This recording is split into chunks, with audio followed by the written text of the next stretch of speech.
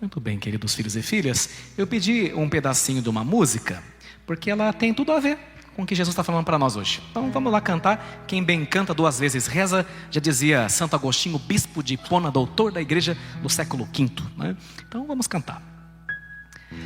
Que sejam um, é o que eu quero mais. Que sejam um, é o que eu quero mais. O meu amor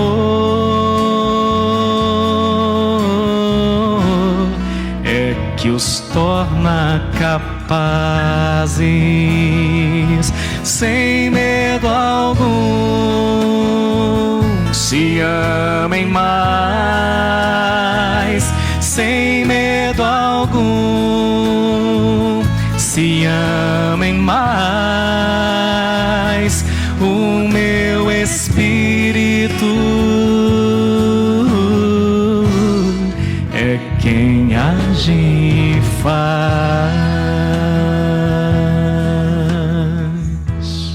Pode continuar o piano. Veja que bonito, né? O Abrão e o Ló eram irmãos, conforme o padre disse, e eles entraram num celeuma, né? Numa discórdia. De vez em quando o inimigo divide a gente, né? Nos joga uns contra os outros. Aqui nós já temos a primeira lição, o primeiro ensinamento para nós, né? Por detrás de todo afastamento, intriga e divisão, está sempre o demônio. Nunca é o anjo da guarda, nunca é Deus, que faz dois bons amigos brigarem, que faz dois irmãos ou irmãs se separarem. É sempre Satanás, né? De modo que, nesse caso, nunca as duas partes ganham, né? Quem ganha, infelizmente, é o encardito, né? A palavra diabolo já significa isso, né? Diabolo, diabalém, no português, aliás, do grego português, significa aquele que divide, né? Então devemos sempre pedir a unidade, e quem promove a unidade é o Espírito Santo, né? Então o diabo jogou o Abrão contra Ló, né? Jogou os dois. Mas felizmente o Abrão era um homem de Deus. Veja que o nome dele não tinha sido mudado ainda, né? Aqui ele chama Abrão, depois vai mudar para Abraão, que é pai das multidões. No original é assim: Avram, depois Avraham. Ram quer dizer povo, né? É povarel. O aumentativo de povo em português, né? Não é povão, né? O aumentativo de povo é povarel. Então ele vai ser pai de um povarel. Abiraham, pai das multidões, depois que ele se entrega para Deus. Mas antes, Abrão, que ainda não era Abraão, já tinha um coração bom. E aí ele, iluminado pelo Espírito, o Ló está embirrado, né? E aí ele fala essa pérola. Vamos falar juntos com o padre? Olha que bonito, vamos falar junto. Não deve haver discórdia entre nós. Toda a igreja. Não deve haver discórdia entre nós. Pois somos irmãos. Pois somos irmãos. Sabe quando a gente reza a armadura do cristão? Efésios capítulo 6, versículo 10. Aliás, sempre bom rezar, ainda mais quem trabalha em lugar pesado. Reza a armadura do cristão antes de sair. Dá uma carapaça boa para você, viu? É bom, fica a dica, né? Então você veja, na armadura do cristão, São Paulo fala para nós: com efeito não é contra homens de carne e sangue que a gente está lutando, mas contra os espíritos maléficos que estão pelos ares para perder as almas, né? Então tem gente muito inocente, né? Que acha que a briga aconteceu por acaso, que a separação. Não, o encardido destrói sadias relações e sadias amizades, infelizmente, né? Mas Deus é mais, né? Deus é mais. Então, vamos falar de novo? Não deve haver discórdia entre nós. Não deve haver discórdia entre nós. Pois somos irmãos. Pois somos irmãos. Então, e aí isso aqui hoje me lembra uma história bonita que Salomão contava. Infelizmente ela é pouco conhecida, né? Mas vale a pena conhecer, que tem tudo a ver com a palavra de hoje, né? Quem não sabe vai aprender. Então diz que Salomão, ele conta como que nasceu o templo de Jerusalém, né? E por que o templo de Jerusalém é lá, naquele lugar específico, né? É interessante essa história. E é antiga, né? Bem antes de Cristo. Então diz que tinha dois irmãos, viu? O irmão mais velho morava em uma aldeia ao lado de um vale. um pouco acima dos campos, e eles tinham terras compartilhadas. O mais jovem morava numa outra cidadezinha, um pouco abaixo da terra em que ambos cultivavam. Então um morava na parte de cima, o outro morava na parte de baixo. Um par de caminhos ligavam os dois povos, e um passava por cima da montanha e o outro pelo vale ao lado dos campos. Tinha uma separação. Após as primeiras chuvas, os dois irmãos juntos aravam a terra, sempre juntos, e faziam o plantio. A cada inverno as sementes iam germinando, iam crescendo até a primavera. Em seguida, as hastes dos trigais inchavam e amadureciam até o início do verão, assumindo aquela cor bonita dourada do sol. E quando chegava o verão e as hastes dos trigais estavam douradas, como bem podemos imaginar, era o momento em que os dois irmãos celebravam, colhendo trigos com suas foices, trilhavam e mantinham os grãos todos ensacados para esperar, passar o inverno e manter a família com as sacas que foram recolhidas. Uma vez terminada então todas essas tarefas, eles faziam uma grande festa. E todos os anos eles faziam isso, sempre em unidade. E os anos se passaram. E o irmão mais velho se casou. E como um bom judeu, teve uma casa de filhos, muitos filhos. Judeu tem bastante filho, como um católico deveria ter, diga-se de passagem. Bastante filhos para alimentar, né? E felizmente a safra que eles colhiam sempre durava todo o tempo do inverno. Estava feliz da vida. O irmão mais novo, mesmo sendo irmão, nem todo mundo segue a mesma direção. E os tempos têm que ser respeitados, porque o seu tempo não é o do outro. O irmão mais novo, por um motivo que ninguém nunca entendeu, nunca se casou. Alguns diziam que é porque ele não tinha encontrado a mulher que lhe convinha. Outros diziam que ele gostava de uma vida mais sossegada, que não queria esquentar a cabeça. Outros diziam que tinha feito um voto com Deus. De qualquer maneira, ele também era um homem muito feliz. Sabia que estava no caminho que Deus tinha trilhado para ele. Um casado com muitos filhos, o outro solteiro. Uma safra de verão foi excelente, melhor do que todos os outros anos. Os irmãos empilharam os pesados sacos de grãos e resolveram fazer o seguinte: vamos fazer assim, 20 sacas para cada um, vamos dividir por igual. Porque por incrível que pareça, aqueles irmãos nunca brigaram. Era bonito de ver como os dois se davam bem. Quando o irmão mais velho tinha todos já empilhado bem, as 20 sacas, deu assim uma dorzinha no coração e um peso na consciência. A hora que ele juntou os 20 sacos, ele falou assim, para ele mesmo. Sabe quando você fala com você mesmo? No seu quarto, no chuveiro, ou escovando o dente? Que sorte eu tenho de ter uma família e tantos filhos, uma mulher maravilhosa. Quando eu tiver velho, eu vou ter quem cuide de mim. Tem uma filha arada. Mas tadinho do meu irmão, pobrezinho do meu irmão não tem ninguém. E quando ele ficar velho, como é que vai ser, né? Ele terá que guardar para quando ele tiver mais velho. Quer saber? Ele vai precisar de mais sacas de trigo do que eu. E decidiu fazer um espírito de altruísmo uma surpresa para o irmão. Quando escureceu, colocou 3 sacos de grãos carregados em sua jumenta e foi até a montanha atrás da sua casa, depois para o outro lado da aldeia do seu irmão. Era uma noite escura, nublada, sem lua e sem estrelas para iluminar a estrada. Mas ele foi criado ali, sabia andar naquela terra até de olhos vendados. Sem fazer barulho, pé ante pé, foi até o galpão do seu irmão mais novo e deixou ali 3 sacos a mais empilhados, porque achou que o irmão deveria receber mais.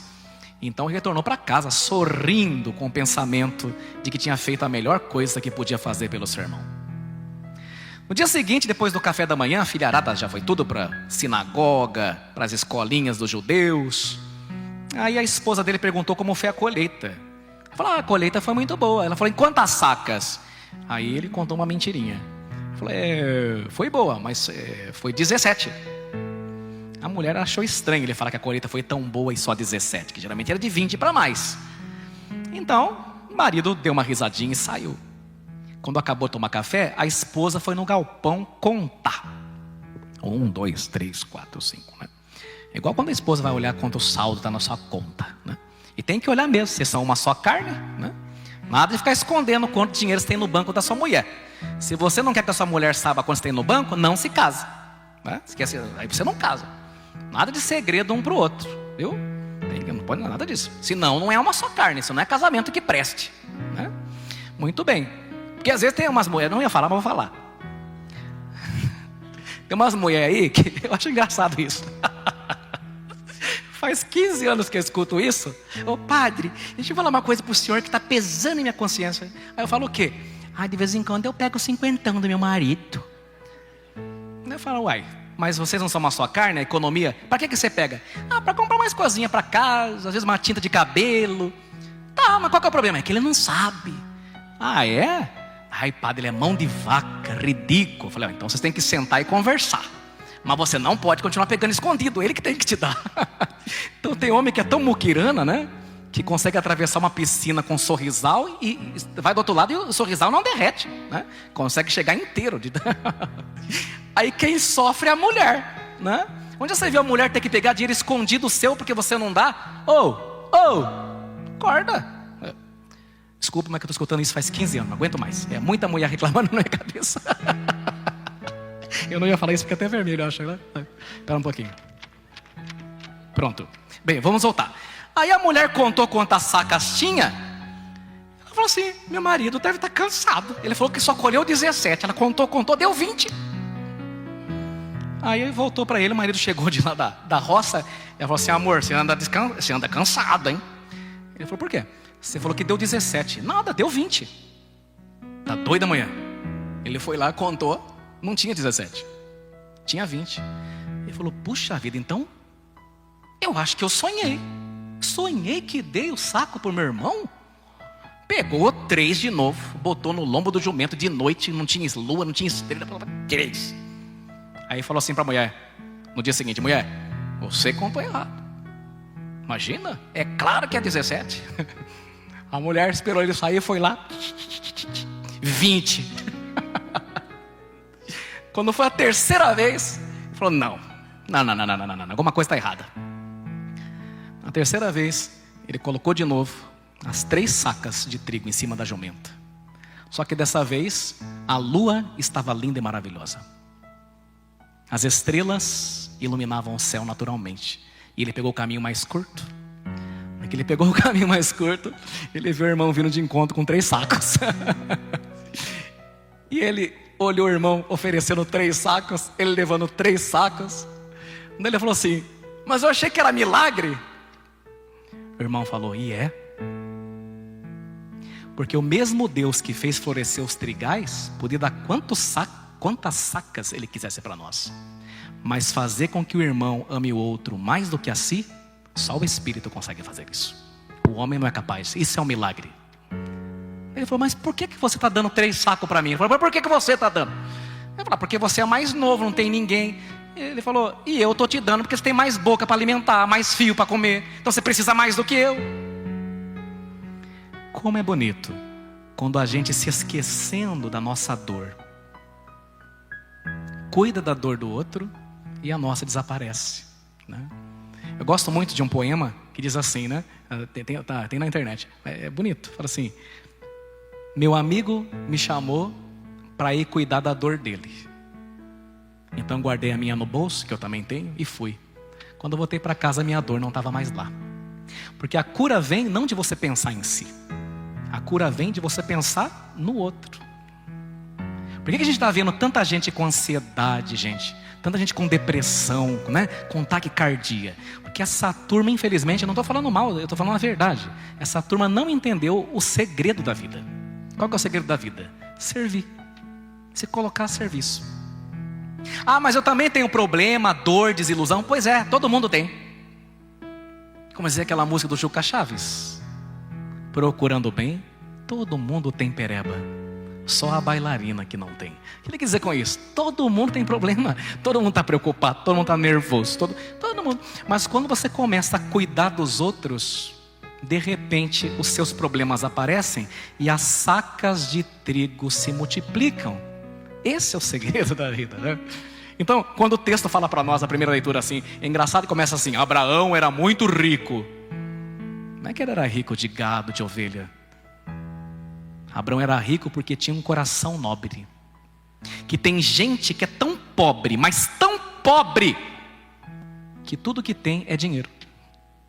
Uma pessoa que só tem dinheiro é pobre demais, é paupérrima, não vai se tornar nunca um homem de verdade, uma mulher de verdade, né? E tem gente que não tem dinheiro, mas é rica. Está entendendo? Trata-se da nobreza da alma, trata-se da nobreza de coração. E aí eu te contar o final. O final é uma alegoria. Nós não podemos provar se é verdade ou não, mas eu não duvido. Dizem que quando os dois irmãos se abraçaram à luz do luar, Deus lá em cima ficou tão emocionado e sorriu e falou: é aí que vai ser o templo de Jerusalém. Né? Que história maravilhosa. E eu confesso a vocês que eu não duvido, né? E aí então você pode se perguntar, se você tiver, quem sabe, lembrando do Evangelho, você pode perguntar: mas o que tudo isso tem a ver com o Evangelho? Tudo. Porque qual que é a regra de ouro do Evangelho? Tudo quanto quereis que os outros vos façam, fazei também a eles. Nisto consiste a lei e os profetas. Você quer ser respeitado? Respeita. Quer ser amado? Ame. Quer ser lembrado? Lembra. Sabe? Quer ser prestigiado por algo que você fez? Reconhece. Tudo que você quer que os outros te façam, faça antes para eles, e certamente você receberá. Amém? Então, veja, gente, e aí também eu tenho que falar isso aqui, porque eu sou o primeiro catequista da paróquia, é o padre, né? E da diocese é o bispo, sabe disso? Então é meu dever. Então, se você não sabe disso, desculpe falar assim, mas se você ainda não sabe, é um absurdo, tá bem? Mas vamos fazer de conta, vamos disfarçar. Quem não sabe tem a obrigação moral de aprender, tá? Se alguém um dia chegar para você e perguntar assim, presta atenção: qual é a regra de ouro do Evangelho? Veja, eu estou fazendo a pergunta, porque isso aqui é catequese fundamental. Qual é a regra de ouro do Evangelho? Desculpe falar isso, mas todo mundo tem que saber. Qual é a regra de ouro do Evangelho? Bem, vale a pena lembrar que é o primeiro Evangelho, Mateus. Estamos no ano A também, né? Vendo Mateus. A regra de ouro é, fala comigo: tudo o que quereis, tudo o que quereis que os outros vos façam, que os outros vos façam, façam também a eles. faça também a eles. E o que vocês não quiserem, E o que vocês não quiserem que os outros te façam, que os outros te façam, então não faça também para eles. então não faça também para eles. Aí você, para ficar mais pedagógico, didático, pode resumir só assim, comigo: tudo o que quereis, Tudo o que quereis que os outros vos façam, que os outros vos façam, fazei também para eles. fazei também para eles. Então, essa é a regra de ouro do Evangelho. Então, por favor, não me matem de vergonha, como padre dessa paróquia. Se um dia alguém te perguntar qual é a regra de ouro do Evangelho, Mateus: tudo que quereis que os outros vos façam, façam também para eles. Amém? Não precisa falar com a boca agora, mas com o coração, ó. Promete que não vai se esquecer até o final da sua vida qual é a regra de ouro do Evangelho. Opa! Tudo que eu quiser que os outros me façam, eu não vou esperar que me façam, eu vou já fazer para eles, e tudo voltará para mim 3, 7 e 100 vezes mais. Amém? Que sejam um é o que eu quero mais. Que sejam um é o que eu quero mais. O meu amor é que os torna capazes, sem medo algum, se amem mais. Sem medo algum, se amem mais. O meu espírito é quem age e faz. Que sejam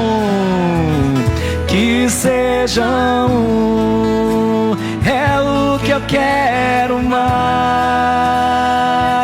Que sejam é o que eu quero mais. O meu amor, o meu amor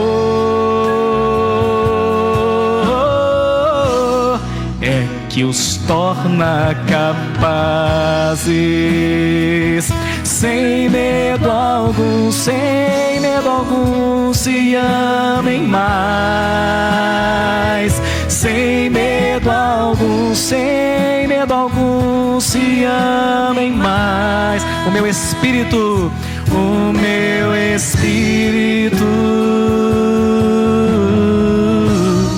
é quem age e faz.